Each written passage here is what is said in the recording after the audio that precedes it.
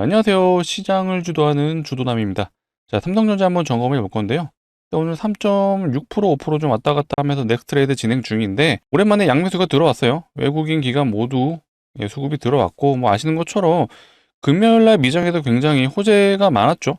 요 내용을 한번 점검해 보는 시간이 필요할 것 같아서 요 내용을 한번 다뤄볼 수 있도록 하겠습니다. 결국 미장에서 중요한 포인트가 나왔습니다. 자, AI 거품론이 맞냐 아니냐, 요게 첫 번째고요. 두 번째는 자, FOMC 12월 달에 과연 금리 인하를 하냐 안 하냐, 요 두 가지 쟁점이 현재 미장의 방향성을 좀 정하고 있는데요. 일단 요거에 대한 호재가 워낙 큰 게 나왔어요. 뭐가 나왔죠? 자, 요게 드디어 나왔습니다. 자, 워런 버핏이요. 6조를 베팅했다고 합니다. AI에다가.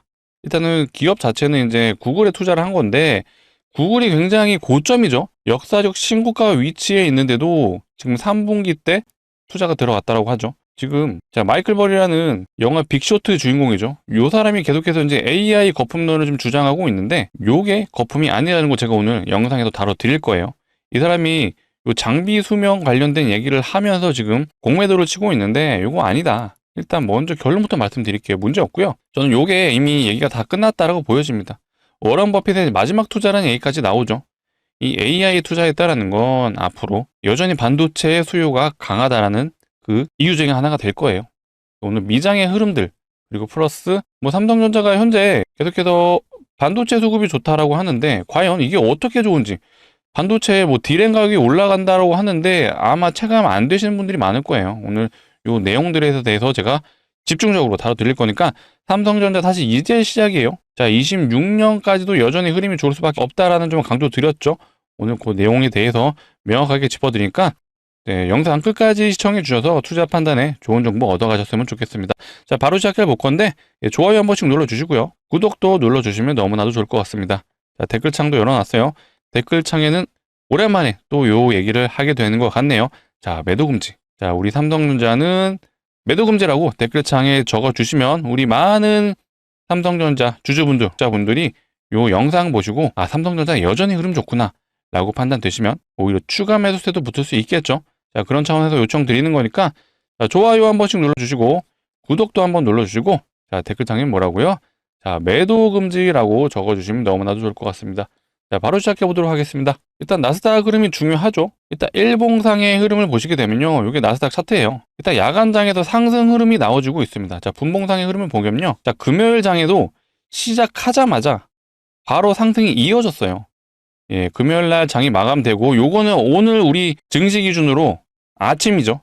아침부터 다시 한번 상승 흐름이 이어지고 있습니다. 나스닥 역시도 AI 거품론이 어느 정도 좀 수그러들고 있는 상황이죠. 자, 상승의 가장 큰 이유는 자, 요거예요.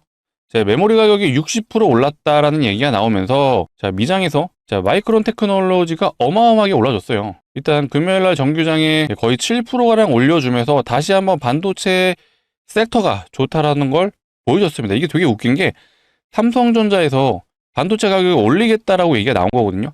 그것 때문에 마이크론이 올라간 거예요. 자, 같은 섹터요, 같은 업종에 있는 마이크론이 올라갔다. 그만큼 삼성전자도 당연히 좋을 수밖에 없고, 마이크론이 오른 이유는 결국 삼성전자의 이 디램 가격의 인상 요인이 있었다라고 봐주시면 되겠습니다. 자, 이걸로 인해서 AI 거품론이 어느 정도 좀 거쳐지는 내용도 있었는데, 가장 큰 중심에 있는 건 사실 요거였죠. 자, 워런 버핏이 6조를 베팅했다라고 합니다. 어디에? 구글에. 자, 은퇴를 앞둔 현인이라고 표현하죠. 자, 워런 버핏이 구글에 투자를 했습니다. 사실 워런 버핏은요, 이 기술주를 별로 좋아하지 않아요. 늘 거품이 있다라고 좀 말했던 투자자인데, 자, 실제로 알파벳을 보시게 되면요, 자, 역사적 신고가 위치에 있어요. 지금 현재 요 정도에 있는데, 실제로 버크셔웨이가 투자했던 그런 구간은 요쯤이었던 것 같습니다. 뭐 수익 중인 건 맞는데 여전히 이 구간 역시도 역사적 신고가였어요. 하지만 과감하게 6조를 베팅했다. 이유가 있겠죠. 계속해서 AI 거품론이 나오는 그 중심에는 바로 이 사람이 있죠.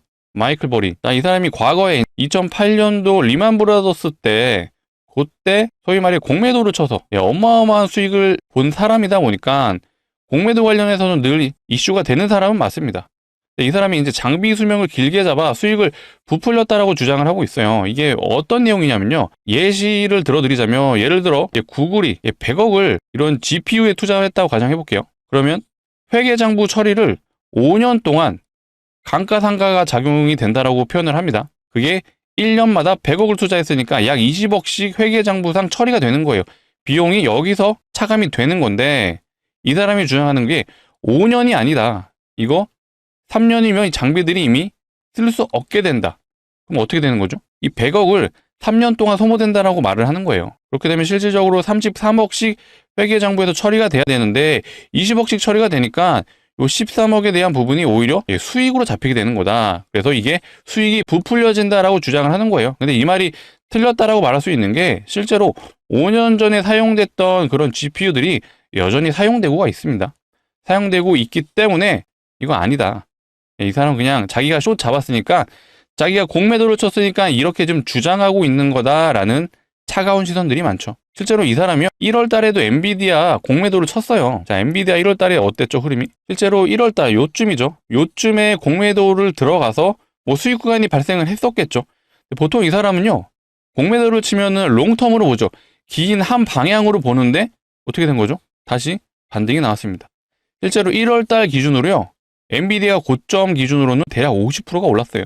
뭐 이 사람이 마이클 버리가 여기서 뭐 청산을 했는지 아니면 뭐 다시 본전이 왔을 때 청산이 되는지 모르겠지만 어쨌든 방향은 틀렸다. 뭐 2008년도 리만 브라더스 때 맞췄을진 몰라도 일단 지금은 아니다 라고 보여지죠. 그리고 이걸로 얘기 끝난 거 아닌가요? 이 워런 버핏이 투자했다는 것만으로 저는 사실상 게임이 끝났다라고 보여집니다. 고점에서 역사적 위치에서 버핏이 베팅을 했습니다. 정확하게는 평가 금액 한 43억 달러라고 지금 얘기가 나오고 있죠. 심지어 애플은 계속해서 팔고 있는데 구글은 이제 들어왔어요. 역사적 신고가에서. 자, 그렇다면 우리는 두 가지 요소를 한번 보셔야 돼요. 일단은 AI 거품론. 저는 요거는 이미 얘기가 끝났다고 보여지는데 단기적으로 요게 있습니다. 엔비디아 실적이 언제 발표했죠? 자, 수요일날 발표가 있어요. 정확하게 우리나라 시간으로는 목요일날 아마 우리나라 증시가 시작하기 전에 발표가 있을 겁니다. 요 실적에 따라서 다시 한번 방향이 상방으로 갈지 잠시 쉬어갈지 정해질 것 같아요. 근데 만약에 엔비디아 실적이 살짝 실망스럽게 나온다라면 당연히 증시는 하락을 할 거예요. 거품론 다시 얘기가 나올 건데 이것 또한 제가 미리 말씀드릴게요. 걱정하지 마셔라. 디램 가격을 보시면 체감이 되실 거예요. 매번 디램 가격 오른다 하는데 아마 체감이 어려우실 텐데 제가 요걸로 한번 보여드릴게요. 실제로 네이버에서요. 요 DDR5 16기가라고 검색하시면 이거 진짜 우리 개인들이 구매할 수 있는 그런 부품이죠. 실제로 구매할 수 있는 디램인데 최저가 추이를 한번 봐보세요. 10월 21일 기준으로 99,770원이죠. 10만 원이 좀 안 됐던 가격인데 한 달도 안 됐어요.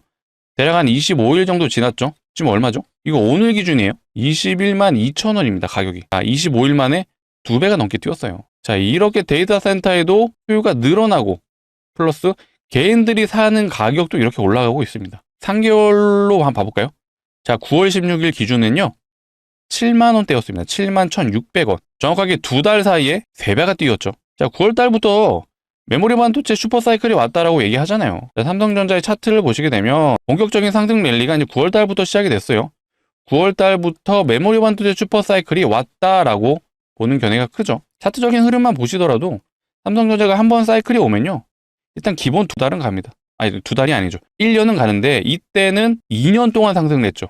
요때는 1년. 자, 요때도 1년이 갔어요.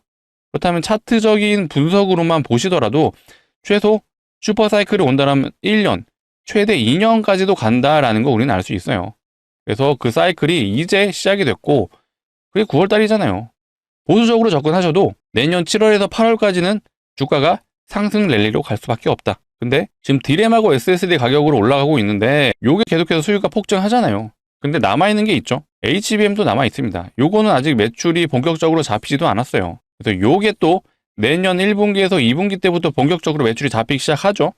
그 다음 3분기, 4분기는 더 매출이 증가를 하죠. 자, 여기에는 뭐가 숨어있죠? 자, HBM4가 양산이 되는 시점이 왜 1분기인지 2분기인지 요거를 또 알아두시면은 삼성전자 주가 흐름에 대해서 걱정할 필요가 없으시죠. 자, 현재 엔비디아에서 생산하고 있는 현재 GPU 코드명은 블랙웰입니다. 근데 요게 다음 세대는 뭐죠? 루빈이에요, 루빈. 루빈이 양산되는 시점은 내년 3분기에서 4분기. 여기에 HBM4가 들어가죠. 삼성전자가 주력으로 밀고 있는 게 HBM4다 보니까 여기에 들어가는 HBM4가 본격적으로 매출 상승을 일으켜 줄 거고요. 요거에 대한 예측 분기는 1분기에서 2분기. 왜 그러냐면 얘네가 루빈이 3분기에서 4분기에 양산이 되잖아요. 그러면 삼성전자는 먼저 양산해서 공급을 해줘야 되기 때문에 자, 보수적으로 잡으시면 한 2분기 정도, 요 정도 때부터 양산이 되기 시작하기 때문에 추가적인 매출은 요때부터 잡히겠죠. 현재 매출 견인을 해주는 메인은 이 D램하고 SSD죠. 근데 요게 단기적으로 해지 현상이 일어나는 게 아니죠. 자, 26년을 넘어서 27년까지도 흐름이 이어질 거라는 전망이 있습니다. 제가 뭐 요 말을 믿으시라는 얘기는 아닌데 그만큼 현재 상황이 굉장히 공급 부족이 이루어지고 있다. 그렇기 때문에 삼성전자 뭐 이미 3분기 때 컨퍼런스 콜에서도 얘기가 나왔었죠. 3분기 때 얘기를 하길 자, 내년 26년에도 이미 수주 잔고가 꽉 차 있다. 그만큼 타이트하다는 얘기고요. 자, 이런 차트적인 부분 플러스 이 D램의 수요가 폭발적으로 늘어나는 걸 봤을 때는 당연히 내년에도 흐름이 좋을 수밖에 없다라는 결론이 나오죠. 그렇기 때문에 오히려 지금 이 구간에서는 잠시 주춤하는 건 많이 올랐잖아요. 자, 2달 동안 대략 55% 올랐죠. 잠시 쉬어갈 수는 있습니다. 하지만 여전히 상승 방향으로 가는 거에 대한 건 걱정하실 필요 없고요. 이미 증권사 리포트 목표가만 보셔도 답이 나오죠. 일단 기본은 이제 15만 원을 깔고 가게 되는 것 같아요. 뭐 15만 원, 14만 원. 오늘도 리포트가 나왔던 것 같아요. 자, 증권사 목표가가 여기 종합적으로 좀 나와 있는데 SK증권이 17만 원, KB와 한투는 15만 원을 제시를 했습니다. 신한투자는 14만 7천 원. 여전히 상승 여력이 강하고요. 제가 앞전에도 말씀드렸죠.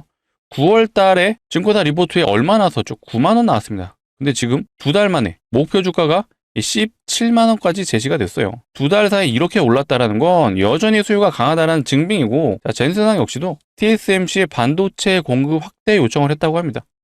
일단 분수령이 되는 건 이제 목요일 날 엔비디아 실적이 가장 중요하긴 한데 아직까지는 엔비디아 실적이 좀 좋을 거라고 좀 전망은 하고 있죠. 이미 한 3주 전에 이런 발언을 했었어요. 엔비디아의 수주 잔고가 700조가 쌓여 있다. 여전히 수요가 많다라는 건 데이터 센터에 계속해서 GPU가 공급되고 있는 그런 상황이고, 결국 데이터 센터가 지어지고 있다는 건 삼성전자에서 만들고 있는 레거시 반도체 SSD와 D램의 수요도 폭증을 하고 있고, 자, GPU 들어가잖아요. 그러면 HBM도 들어가야죠. 자, 이런 것들이 계속해서 선순환이 되고 있는 상황이다. 그래서 삼성전자 목표 주가 여전히 흐름이 좋을 수밖에 없는 그런 상황이기 때문에 걱정하지 마시고요. 저 오늘 또 요 내용이 나왔어요. 자, 삼성전자 450조, SK 128조를 투자한다고 하죠. 자, 평택 공장에 투자를 한다고 합니다. 자, 언제까지? 2030년까지 매년 50조, 평균 50조가 투입이 되는 거예요. 자, 여기서 우리가 고민해 보셔야 되는 게 평택 공장, 신규 공장이죠. 여기에 매년 50조 들어간다라면 뭐가 필요하죠? 자, 투자자로서 한번 접근을 해보시면 좋을 것 같거든요. 바로 신규 종목의 신규 공장에 필요한 건 바로 장비죠. 자, 그렇다면 우리는 삼성전자 주주이기도 하지만 실제로 최근에 업황을 보시게 되면요, 소부장 종목들이 굉장히 좋은 거 아실 거예요. 자, 오늘 심택이 다시 한번 좀 상승을 해줬어요. 얘는 소부장 중에 이제 부품을 담당하는 회사인데, 자, 삼성전자 50% 오를 동안 얘는 150% 올랐습니다. 자, 테크윙이죠. 테크윙 최근에 추세가 안 좋긴 한데 사실 외국인 수급이 좋아요. 하락 중에서도 여기서 외국인이 사준다라는 건 뭔가 있겠죠. 얘는 삼성전자 50% 갈 동안 170% 왔습니다. 자, 그리고 오늘 제가 방금 보여드렸던 요거 보세요. 삼성전자가 450도 투자한다. 어디에? 평택 신규 공장에. 그러면 소부장 중에 우리는 이 업체를 한번 점검해 볼 필요가 있다라고 좀 말씀드리고, 오늘 제가 삼성전자 주주분들을 위해서 그래서 장비 회사를 한번 가져왔습니다. 차트부터 한번 보시게 되면요, 삼성전자 고점 찍었을 때 위치가 너무나 동일하죠. 그 다음에 엔비디아 납품 실패로 하락했을 때도 동일한 하락을 보여주고, 최근에 돌려주는 흐름이 나왔어요.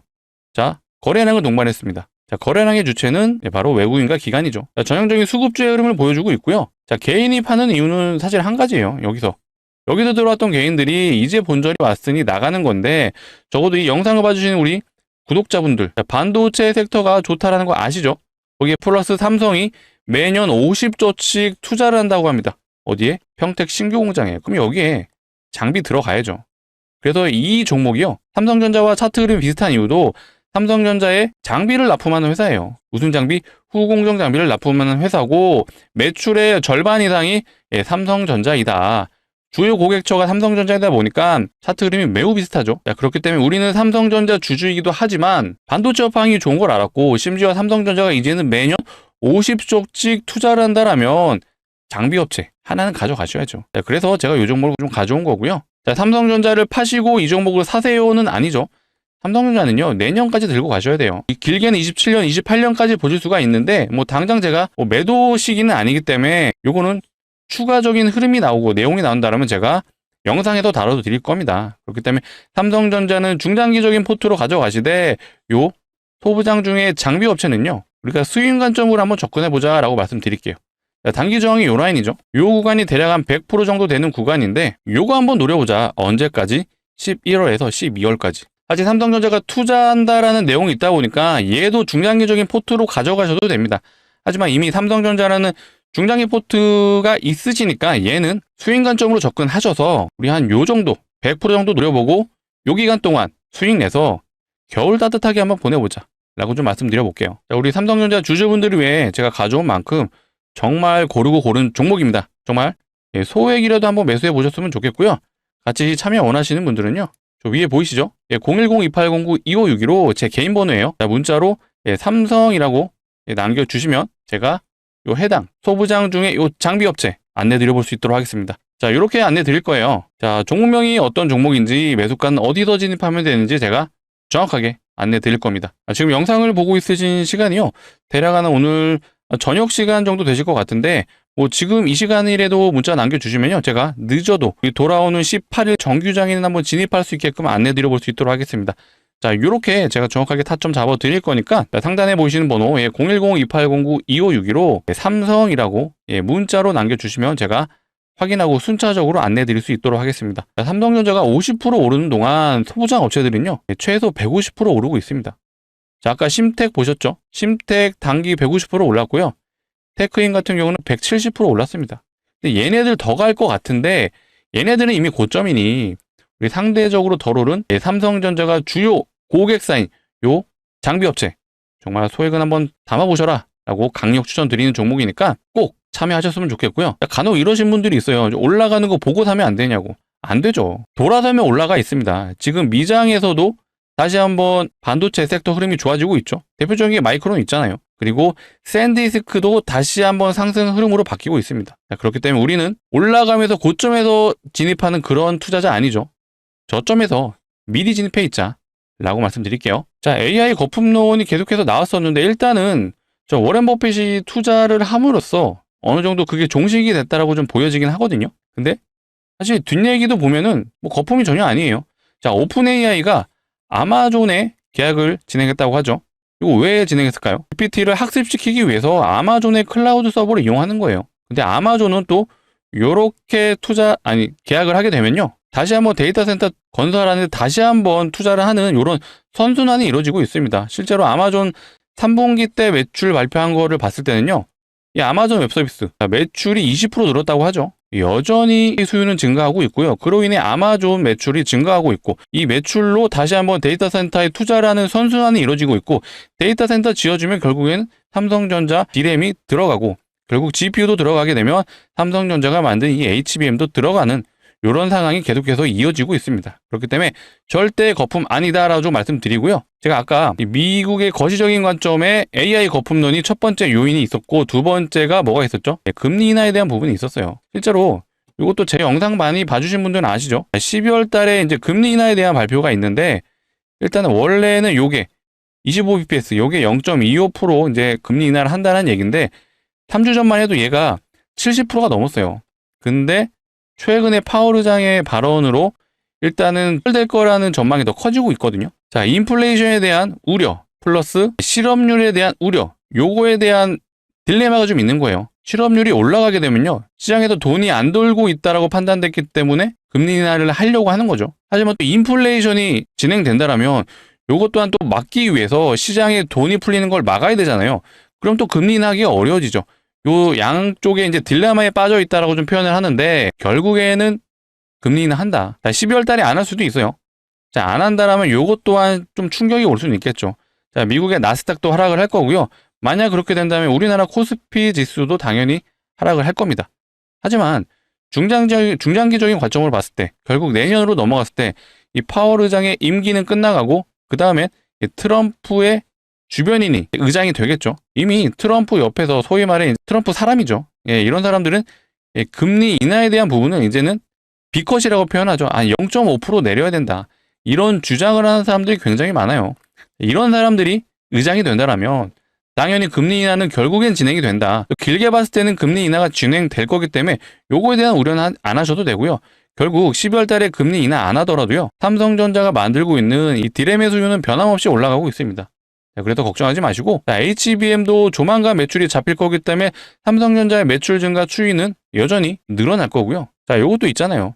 많은 분들이 삼성전자 이제 반도체만 생각하시는데 사실 이 스마트폰이 굉장히 중요하죠. 사실 이 DS 사업부 이제 요게 이제 반도체 사업부인데 3분기 매출 기준으로요. 이 DS 사업부의 매출 비중이 대략 한 35% 정도 됩니다. 근데 이 DX 사업부 얘네는 대략 한 50% 정도 됐거든요. DX 사업부에 뭐가 있죠? 핸드폰이 있고요. 가전이 있고 통신 장비가 있습니다. 근데 이 핸드폰이 차지하는 비중이 이 DX 사업부의 절반이에요. 그러면 삼성전자 매출 전반적으로 봤을 때 핸드폰만 거의 25%가 나온다는 거죠. 핸드폰 사업부 하나만으로 반도체랑 거의 비빌 수 있는 수준이죠. 그래서 우리는 요것도 계속해서 추적 관찰을 해야 된다라고 좀 말씀드리고요. 핸드폰 요즘 잘 나가잖아요. 폴드 7 요거 아시죠? 한 번 접히는 핸드폰. 근데 이제는 다음 분기 아니죠. 12월 달에 뭐가 출시하죠? 2번 접히는 핸드폰이 출시를 합니다. 이제는 기술력의 삼성. 아직 애플은요. 접히는 핸드폰이 나오지도 않았어요. 계속해서 출시한다는 얘기가 있는데 이게 뒤로 밀린다는 얘기가 굉장히 많죠. 그만큼 쉽지 않다라는 얘기고 이 하이엔드 핸드폰 시장에서 삼성전자가 점유율 1위를 차지하고 있습니다. 물론 스마트폰 전체 시장도 1위인데 사실 스마트폰이 이제는 교체 주기가 굉장히 길어졌어요. 그렇다 보니까 새로운 먹거리, 이 하이엔드 시장에서 위치가 굉장히 중요하다. 근데 이 폴드 7을 기점으로 삼성전자가 이 하이엔드 시장도 거의 장악을 했다라고 표현할 수 있을 것 같아요. 그래서 우리는 핸드폰 매출 추이도 계속해서 추적 관찰하셔야 되고요. 하나 더 있죠. 이 파운드리. 자, TSMC가요. 이 수주 잔고가 너무나도 꽉 차 있어요. 그렇다 보니까 엔비디아한테도 배짱 장사하고 테슬라한테도 배짱 장사하죠. 그래서 지금 삼성전자에 문을 두드리고 있는 게 엔비디아도 그렇고요. 테슬라도 계속해서 파운드리 요청하고 있잖아요. 자, 그렇게 되면 삼성전자의 미래 먹거리가 이제는 파운드리까지도 생겼다. 이렇게 봤을 땐 당연히 이제 반도체 업황이 좋기 때문에 내년에도 좋을 수는 있겠지만 추가적인 먹거리가 파운드리도 있고 핸드폰도 계속해서 업계 1위를 유지하면서 매출 증가가 된다라면 여전히 삼성전자 흐름이 좋을 수밖에 없다라고 판단되실 거예요. 계속해서 추가적인 내용이 나온다라면 제가 영상을 통해서 계속해서 안내해 드릴 거니까 앞으로도 영상 많이 시청해 주시고 많이 시청해 주시려면 필요한 게 뭐다? 구독이다. 구독 한 번씩 눌러주시고 좋아요까지 한 번 더 부탁드리도록 하겠습니다. 자, 오늘 영상은 여기서 마치도록 할게요. 시청해 주셔서 감사합니다.